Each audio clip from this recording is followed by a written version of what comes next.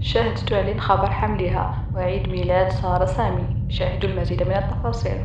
راح نبلش مع سارة الورع اللي جهزت حالها تحضر عيد ميلاد سارة سامي اللي فاجأها زوجها وسام بحفلة في مطعم مع رفقاتهم المقربين. راح خلي لكم مقطع من عيد الميلاد.